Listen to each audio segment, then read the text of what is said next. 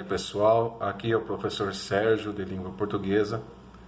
Vou apresentar para vocês esse material da Secretaria de Educação de São Paulo, que estará chegando aí na escola na próxima semana e será distribuído a todos vocês para os estudos em casa nesse período da pandemia.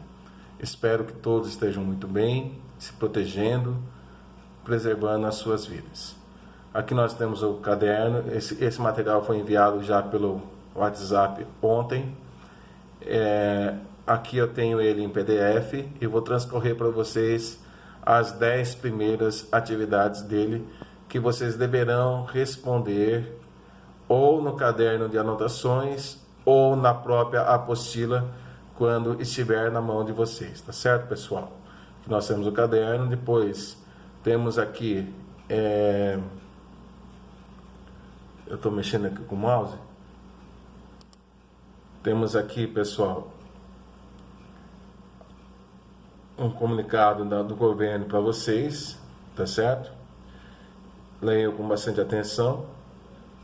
E aqui começam as atividades propriamente ditas, tá? Eu estava verificando aqui. Ele é um caderno de apoio muito interessante, tá certo? Mas nós continuaremos também a apostila do volume 1 que vocês receberam antes da suspensão das aulas.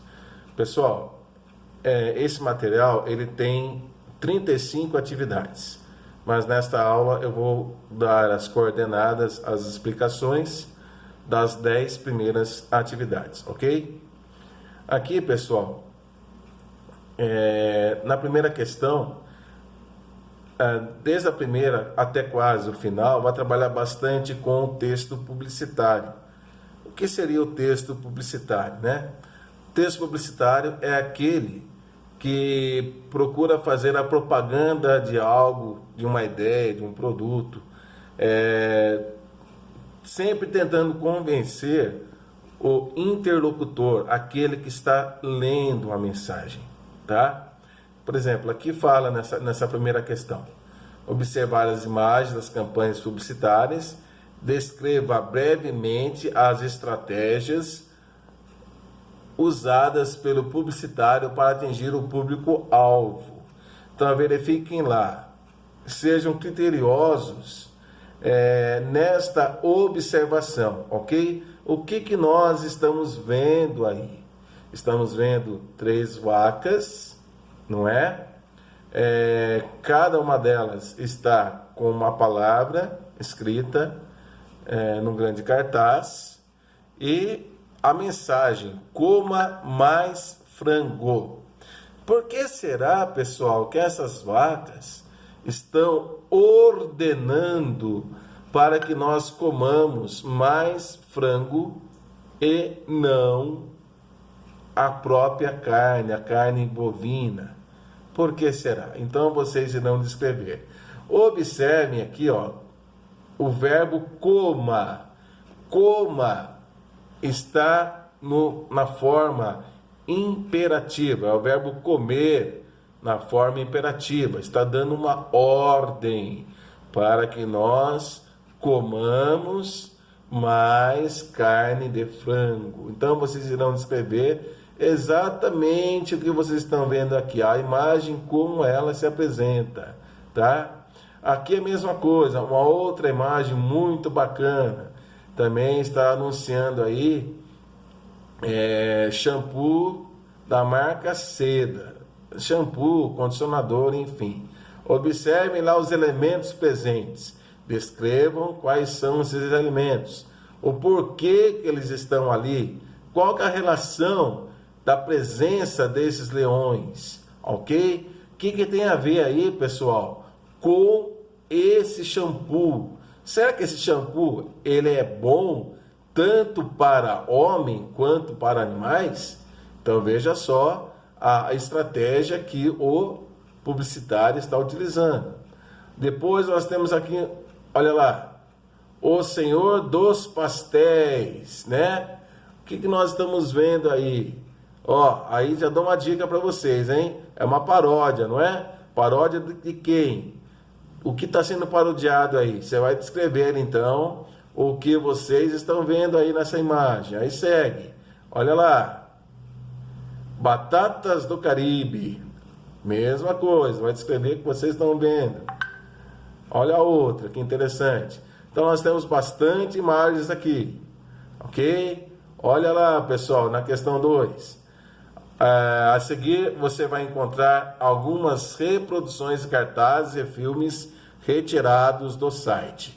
Olha lá, primeiro aí é o famoso Harry Potter, depois tem lá um comentário. Olha lá, outro filme, gente, Minha Mãe é uma Peça, do Paulo Ricardo, né? Aliás, Paulo Gustavo, ok? E depois aqui, ó, tem as questões, a questão terceira, né, para responder. A questão 4, ela é bastante interessante. Professor, o que eu tenho que fazer aí nessa questão 4? Ó, complete a tabela usando elementos de coesão, palavras que permitem a ligação das frases. Então, nós temos ali, pessoal, frases que estão soltas.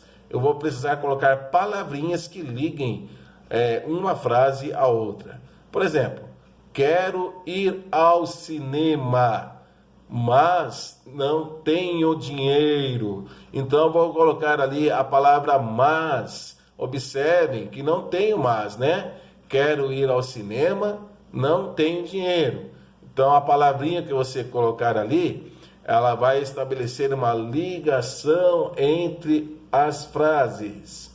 E depois fala, olha lá, nos exercícios 5 e 6 ocorrem duas frases isoladas. Sua tarefa consistirá em indicar a alternativa que contém a conjunção adequada para ligá-las, a fim de obter uma frase coerente. Então, olha lá. Ele era artilheiro do time, ele não marcou nenhum gol no campeonato.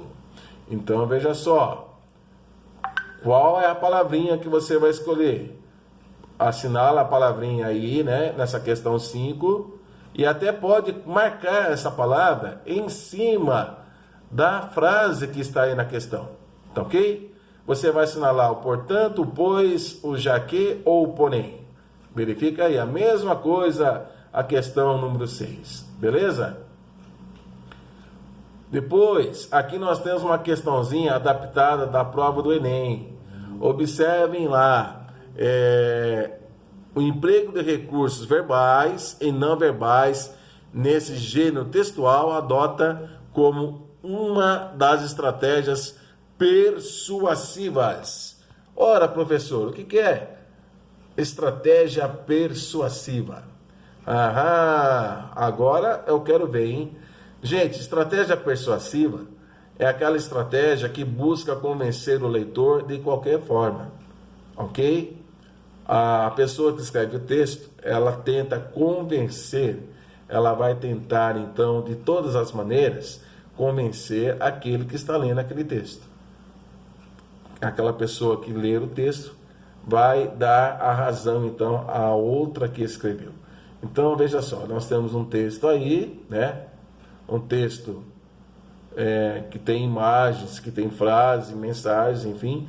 Devem ler esse texto e também verificar qual é a questão correta. A 8, olha só, já estamos na questão 8, hein? Olha lá. O texto é uma propaganda de um adoçante que tem o seguinte slogan: mude sua embalagem. Pessoal, slogan é a frase curta. É aquela mensagem bem curta que geralmente nós identificamos nas campanhas publicitárias. Certo? Por exemplo, eu vou citar aqui. Quando você está com muita sede, você vê a imagem numa parede ou no outdoor de uma Coca-Cola, uma garrafinha ou uma latinha bem gelada de Coca-Cola, e você está com uma sede danada. Mas aí você observa aquela imagem e depois tem a seguinte mensagem, aquele slogan: obedeça a tua sede, beba Coca-Cola. Então, o seu cérebro vai processar aquela mensagem e vai dar a coordenada para que você, então, compre aquela gostosa Coca-Cola. E você vai tomar e vai matar a sua sede. É uma estratégia que todo publicitário utiliza. Observem lá, pessoal. Nós temos lá um saco de açúcar. Esse saco, observa lá a saliência, né? Parece que tem uma barriga, tem um umbigo naquele saco. Olha que interessante. Então observa bem, vou focar bem para você aqui. Olha aí, não é? Tem uma barriguinha meio parecida com a minha, hein? Brincadeira, meu. Não pediram nem permissão para tirar foto da minha barriga. Então observem lá essa imagem. Depois tem a questãozinha, então referente à estratégia que o autor utilizou para o convencimento. Qual é a estratégia que você vai marcar aí? Presta bem atenção nesta, hein? Não é difícil. E depois a 10ª e última desta aula, as afirmações a seguir contêm fato e opinião. Letra A. Lucas é alto. Deve, portanto, jogar basquete. Então, gente, ó, tem que verificar o que é fato e o que é opinião.